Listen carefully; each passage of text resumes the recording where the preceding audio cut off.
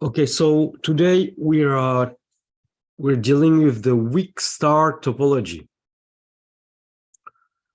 So first thing first, so we can define topologies on the dual space. So, for example, we could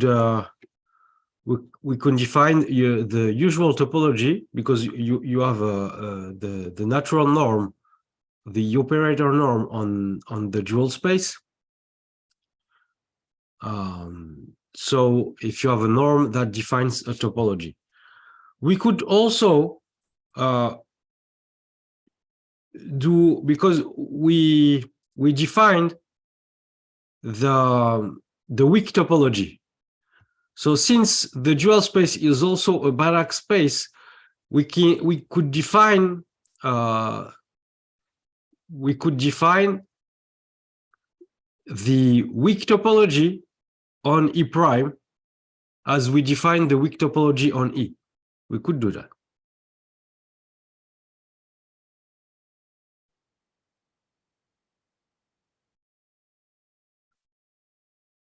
Yeah, that's right. Yeah. Yeah.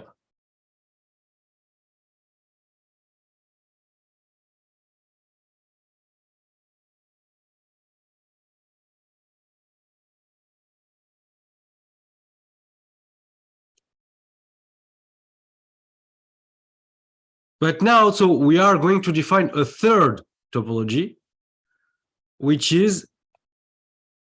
we call the weak star topology. And so we will write it as sigma E prime E. So sigma E prime E refers to the weak star topology. And so to do that, in fact, the trick is to consider E as the points on E as linear functionals on E prime. You can do that, okay? So you just say that for each x in E, you define the linear functional defined on the dual space by, and you say that phi x of phi, so phi x of phi is just phi of x. So x now is a linear functional on E prime. And so now we have a family of linear functionals, and we can define the initial topology associated with those phi x. And that's the definition of the weak star topology. So the weak star topology is the weak star topology. So it's a topology on E prime, and it's what? By definition, it's the initial topology associated with the linear functionals that we've just defined as phi x.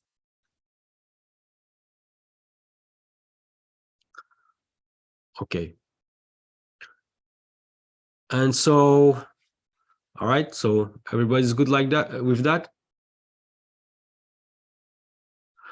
Okay, and so to start, let's do this exercise.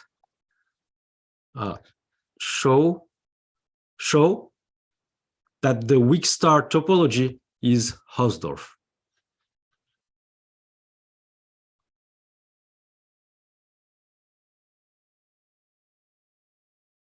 So,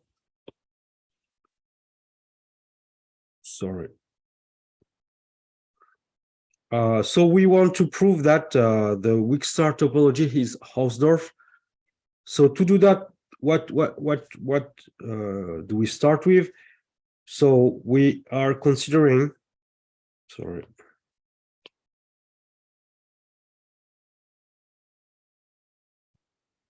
So we are considering two linear functionals in the dual space.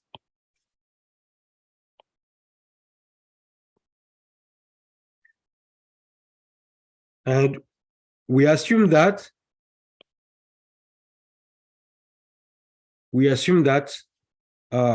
they're not the same. So what's the meaning of not being the same? That means that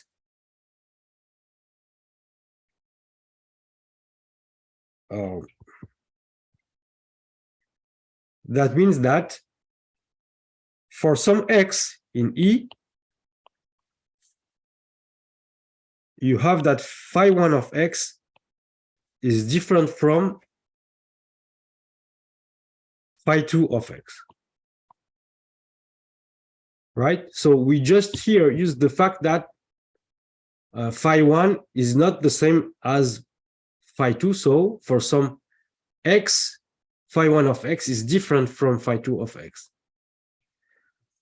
Okay, next, what we know. So K is endowed with the usual norm. And so K is either R or C, but R and C are Hausdorff for the usual topology. So this has been said by a student, and so yeah, you got the answer basically. So I'm just writing the things as smooth as possible. So since now K is Hausdorff,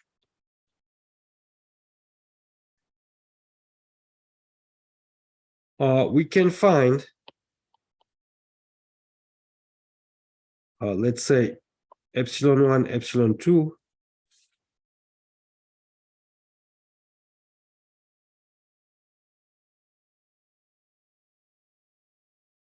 such that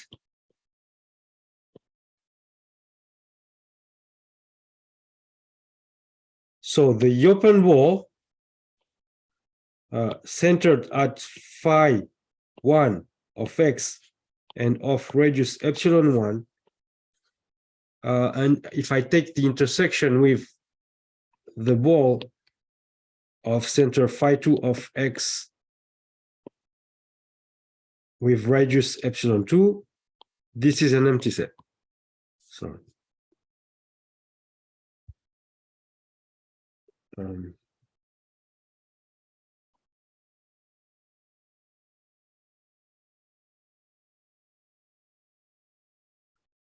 Okay. So I can do that because K is Hausdorff, phi1 is different from phi2 in particular. So phi1 of x is different from phi2 of x. And so I can find two balls, one centered at phi1 of x and the other one at phi2 of x, such that the intersection is an empty set.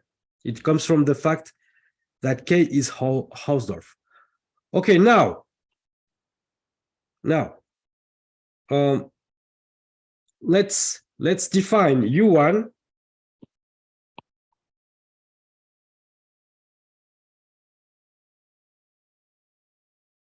So U1 will be phi x. So I define phi x when I choose my linear function to be x applied on phi. Oh, sorry, just 1 second. All right, so so phi of x minus 1 of, so I call this one B1 and this one B2, right? So these are open balls. So they are open sets of K. Okay, so by definition, this is what I recall the definition of phi x. It's the phi in E prime such that phi of x belongs to B1.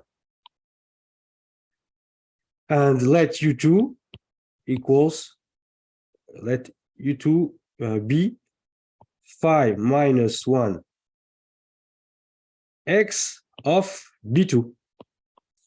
Again, this is the set of all the linear applications in the dual set of E such that phi of x is in B2. All right, now you know that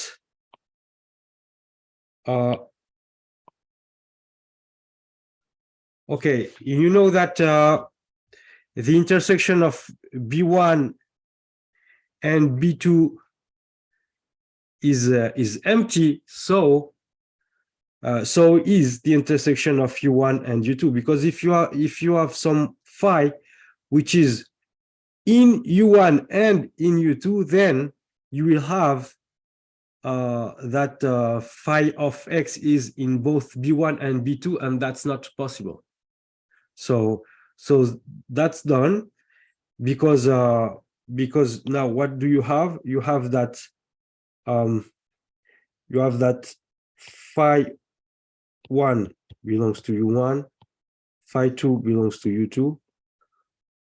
U1 and U2 are open sets because they write as a reciprocal image of an open set of K. So this belongs to E prime E. And finally, as I said, you have that U1 intersection with U2 is the empty set. So the exercise is done.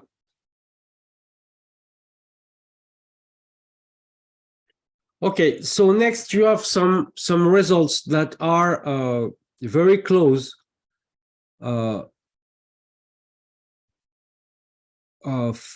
what we did for the weak topology. So for example, you can see this exercise that if I consider this set,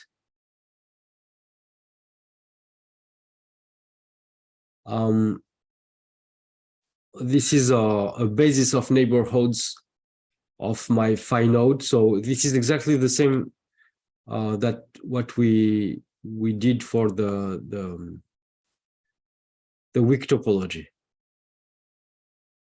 Okay, and so we might sometimes write when a sequence phi n converges weakly, meaning in the weak star topology toward phi, we can use this notation. And so you have a few propositions that are analogous with what we did before, so I'm not going to prove it.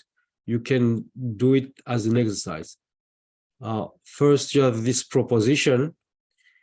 If phi n converges weakly toward phi, so we have the analogous proposition. We said that if a sequence xn converges toward x weakly in E, this is the same thing to say that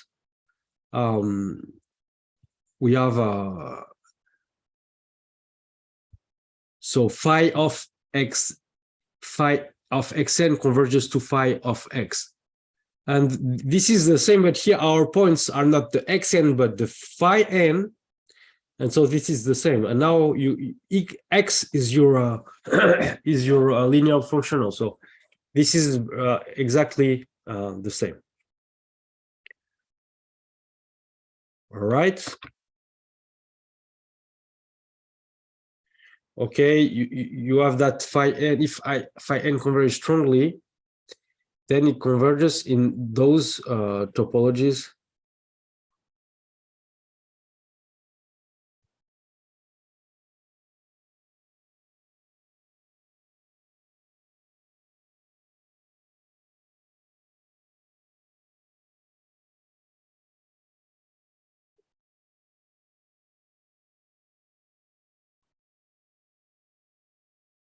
Yeah. Yeah. Yeah. The answer is yes, the question, yes. Okay, next we also prove this thing. So if phi n converges weakly toward x,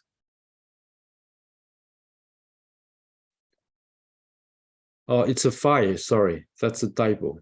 Okay, this is phi and this is e prime. Then phi n is bounded for the norm topology, and you have this estimate. Okay, we did also the same proof. Okay, then you can also prove that if phi n converges weakly, again it's a phi here, and if xn converges strongly to x, then phi n of xn converges toward f of x. Okay, this is different. Okay, now let's recall. So first, any questions with all of that? Any comments?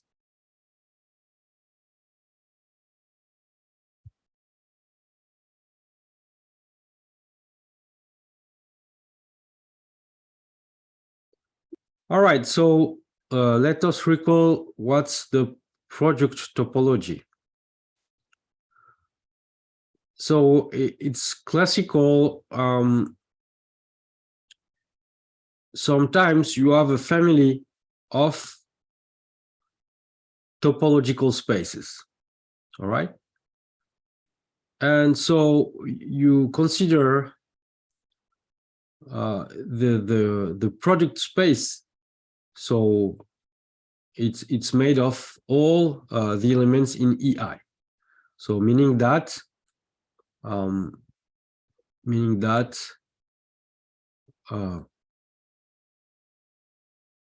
okay, this is an element of the product space. So it's xi indexed by the family I, and for each I, xi belongs to EI. Okay, so how do we define the product topology? It's based on those functions, the projections, which goes from E to EI, and that associate at x, xi. So this is the canonical projection. And so what's the project topology is nothing but, again, the initial topology associated with all the projections pi. That's the project topology.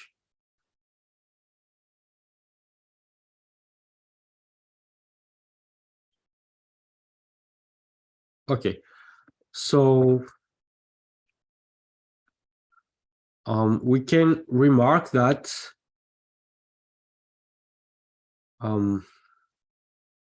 so of course there's a typo again, it's -1 here.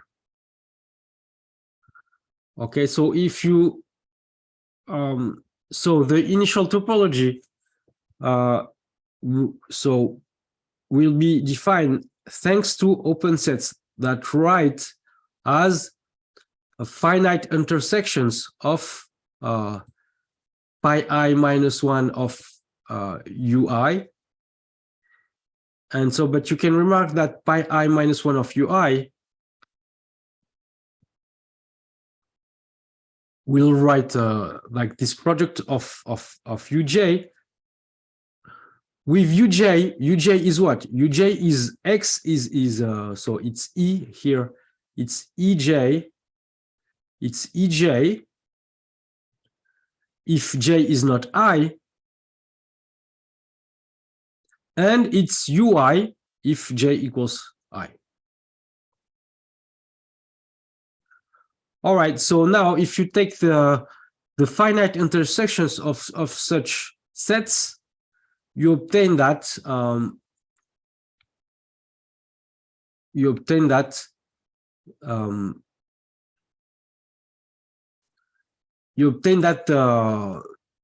open set of the product topology will be a set which writes as a union of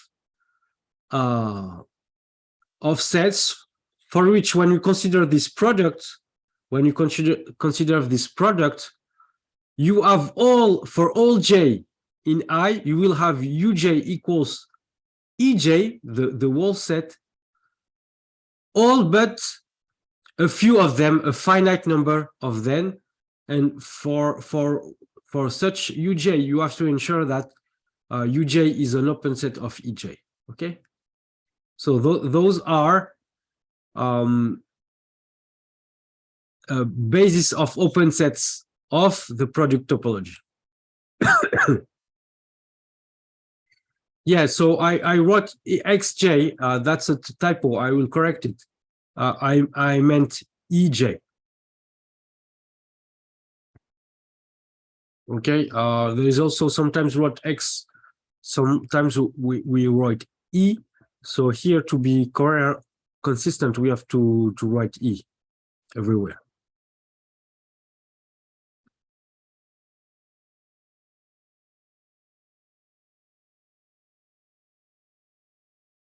All right, so it's important to define the product topology because it's a key of the proof of the fact that the closed ball is compact for the weak star topology.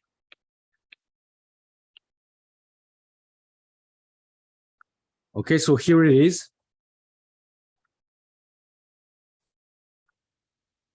The closed unit ball is compact for the weak star topology. So this is the big theorem of today.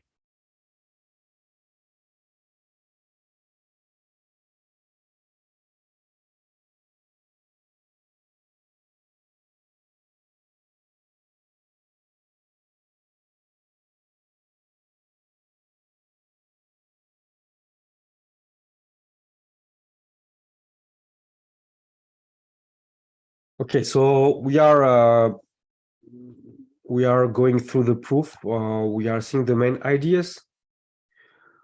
So the closed unit ball in the dual space is compact for the weak star topology.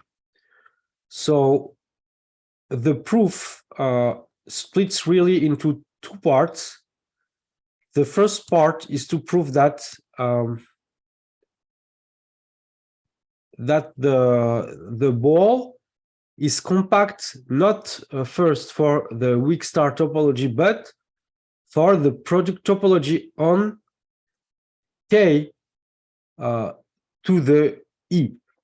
All right. So giving a function from e to k is considering values in k to e, right? Because for each x in e, you give a value in k, so you can write it as this set. And this set is naturally endowed with the product topology. And after that, the second step is, in fact, to prove that the dual space E prime, which is a subset of k to the e, is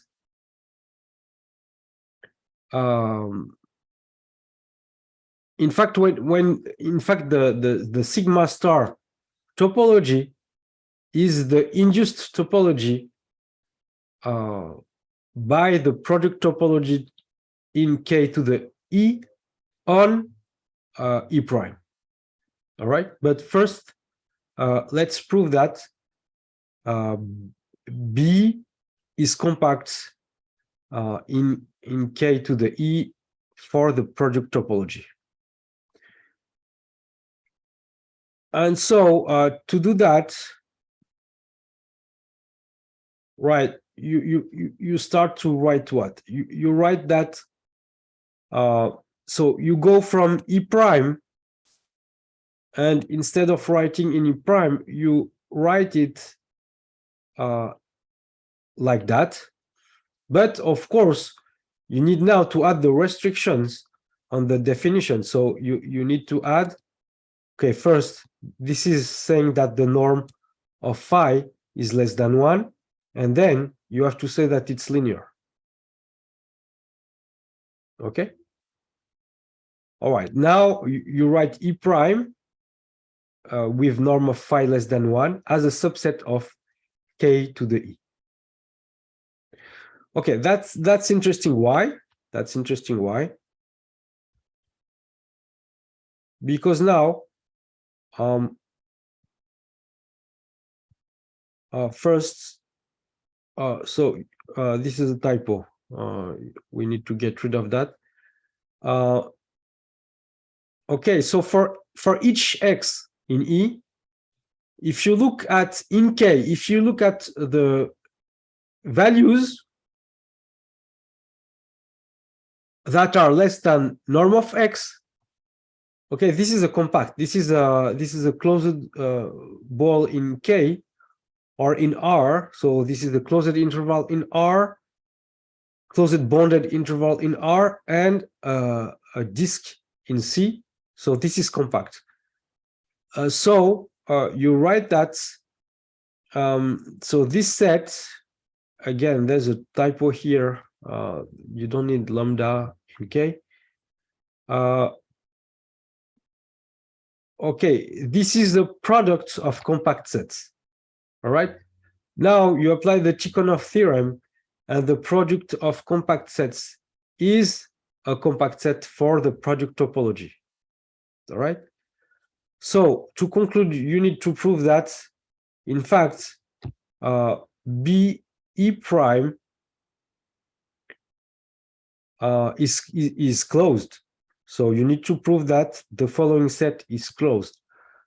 And to see that, let's consider just here this thing. So when you look at that, you look at that. So you look at the elements in K to the E such that phi of lambda x equals lambda phi of x. We want to prove that this is closed.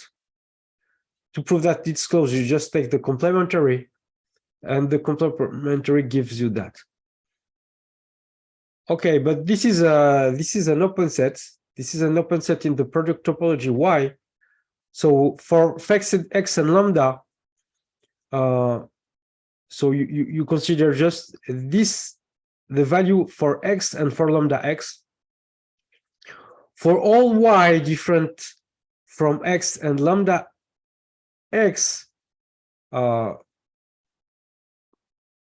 you have the all k, so which is an open set, and now when you restrict for y equals x and y to lambda x, and you look at what's the set in k to the square, you just get rid of the diagonal, and this is an open set.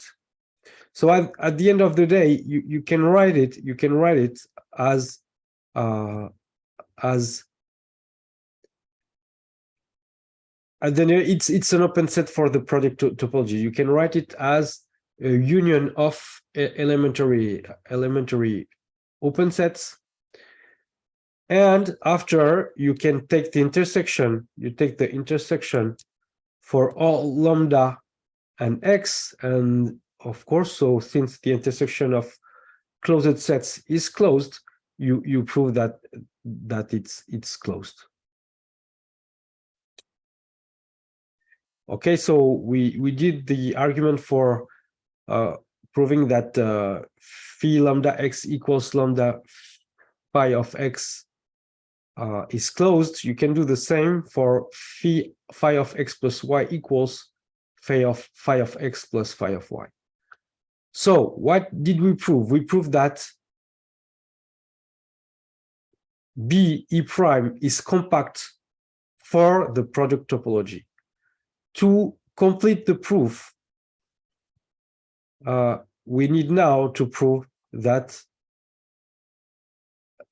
it's compact not for the product topology, but for the sigma star topology. And that's the case. That's the case. Why? Because in fact, the sigma star topology is the induced topology by the product topology when you restrict it to E prime. Okay, and so you can see that by writing the definition of elementary sets of the sigma star topology, and you can write it as an open set of the product topology that you intersect with E prime, and that's exactly the definition of the open sets of the induced topology. All right, now that's it, because if it's compact for the product topology, it's also compact for the topology induced by the product topology. And so that's the end of the proof that B E prime is compact in E prime endowed with the sigma star topology.